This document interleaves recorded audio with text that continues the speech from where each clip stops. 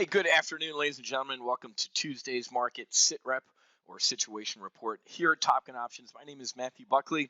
My call sign is Wiz, and man, some really interesting market action so far today. It kind of opened down, went up, and we're all over the place. That doesn't bode well, folks. Okay, so we're kind of seeing a double top here on the S&P 500. We went through the 200-day moving average with some airspeed, stalled, big slam back to test support, back up, hover, test, back up, hover, higher. No, I think we're going to go back down here and retest these moving averages here. There's just not a lot of good going on, and yesterday's market action was pretty violent.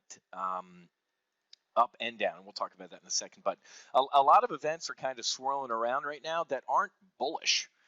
I mean, I need to remind myself to trade the market I have, not the one that I want. Not that I want a down market, although we did make millionaires in this down market, because markets do go down a hell of a lot faster than they go up. The Wall Street saying that the markets take an escalator up and the elevator down certainly were true back, January, February, March. Actually, they took the window down. But here's what's going on, is in the absence of just absolutely horrific news, the market kind of melts higher. Why? The Fed, dudes doing pizza reviews and day trading over at Barstool Sports. It's kind of the MacGyver rally right now. This rally is held together by string, paper, and a straw with a piece of gum, right? It's the MacGyver market. And that's very dangerous. Okay, so today, here's a perfect example. One of my personal accounts is all cash right now. Look at this right here. You have no positions to display in this account. 100% cash, as you can see right here. No open positions. Why?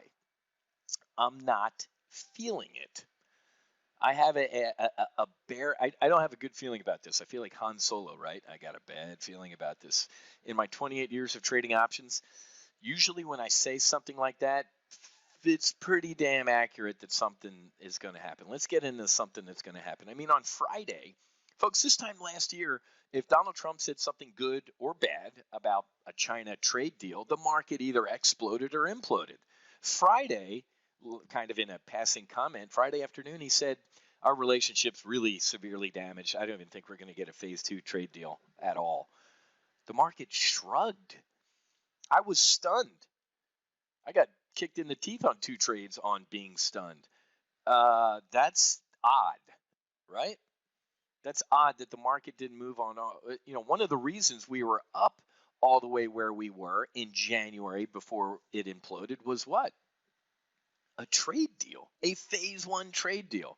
Folks, the phase 1 trade deal, as I predicted, isn't worth the paper it's printed on. And if we don't even not even talking about a phase 2 trade deal, do you think the phase 1 even exists? No, it doesn't exist. I don't think they've bought one bean from the United States. And if you believe former National Security Advisor John Bolton's book, Trump was more or less begging Xi Jinping to buy some ag products from him, us, so he would win re-election. Yikes.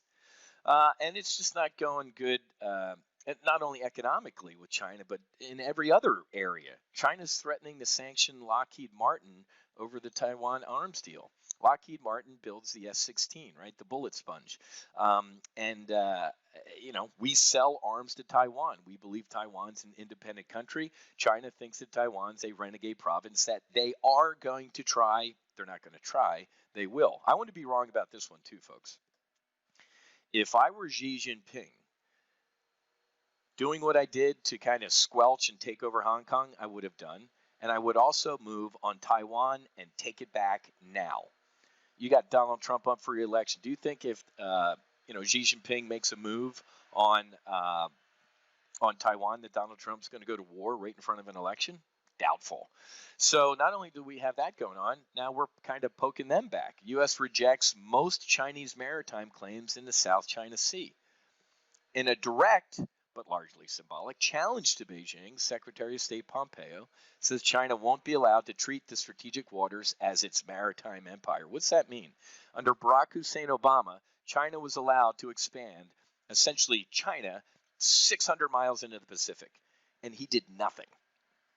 He was too busy leaving Iraq and creating ISIS. Remember all those great, nice, super fun videos of dudes in orange jumpsuits getting their heads cut off live? You miss those days? Yeah, I don't either. Donald Trump destroyed ISIS in under a year. Doesn't get any credit for it. But Barack Hussein Obama did nothing as China expanded literally at low tide in the middle of the Pacific where there's like an atoll, nothing but like shoal and rock. China dumped dirt, made a runway, put jets there, and said, now this is China. So that's coming to a head. Anyway, and oh, by the way, what's going on in the background? I loved last night on Fox News, Brett Baer. And in a strange, weird thing going on in Iran, for like the sixth straight day, Iranian nuke facilities and weapons places have all been like blown up or caught on fire. It's odd. I mean, how stupid can you be?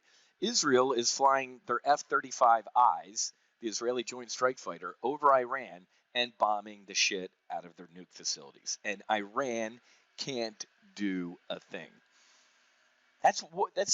There's war going on in the Middle East, folks, between Israel and Iran, and the market's just not even pricing that in. Do you remember, I don't know, 5-6 months ago, I even forget when it was, when the Iranians attacked U.S. forces in Iraq, killed some of them. We killed General Soleimani, then, tit for tat. Everybody with a D after their name, Democrat, was frothing at the mouth how Donald Trump was going to get us into war with Iran. He didn't. But what do you think is going to happen right before the election? Iran could lob a couple rockets, kill some American troops, and here we are again. So this is all steaming around out here. So yesterday was an extremely volatile session. I didn't do great. We put some in our Max Afterburner group. They did some great trading because I wanted to sell right into the pop yesterday. Sold a bear call spread. But what a volatile, let's take a look at the chart. What a volatile trading session yesterday. I love that type of stuff. Let's look at a 3-day chart. So there you go. Here's Monday. Rip your face off rally out of the open. Right about here, I said sell a bear call spread, and look at how the day went on. And look at how today's going on. Rip your face off rally out of the open. Are we going to run out of speed? Most likely. What also happened yesterday? California, folks, is closing again.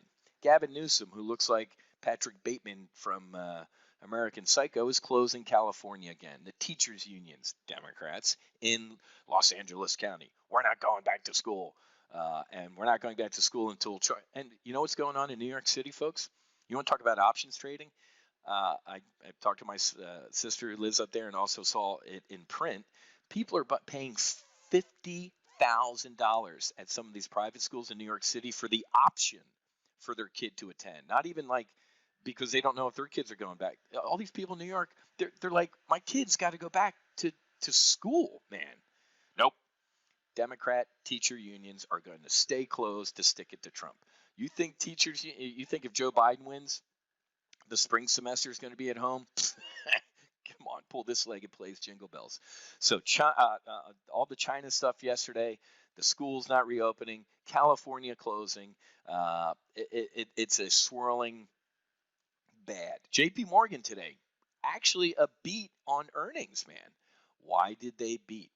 Because they're sitting on a ton of cash. The other reason they beat is because they are trading their asses off in the last quarter. Their FIC divisions, fixed income, currency, and commodities, are printing money. But I got to be honest with you, April, May, June, if you couldn't make money trading that market, you need to choke yourself. I mean, we got dudes who do pizza reviews. Dave Portnoy from Barstool Sports is essentially leading a group of unwashed masses day traders. There you go. So here we are doing watermelon vodka shots as he was trading earlier in the day. Here you go. This is just, hey man, more people, more liquidity. I enjoy it, but it's really interesting to see what's going on. And here's again, just from the Department of Hypocrisy and Democrats. Your kids can't go back to school in the fall in Palm Beach County, but they can go to Disneyland. You're being played, folks. You're absolutely being played. And you know me. I called this thing from day one. I literally got it to the day when I saw Donald Trump and Davos look at the TV and essentially lie to us about coronavirus. We got bearish and we made millionaires. I told you what needed to be done at the beginning. It's a virus, folks. It lives.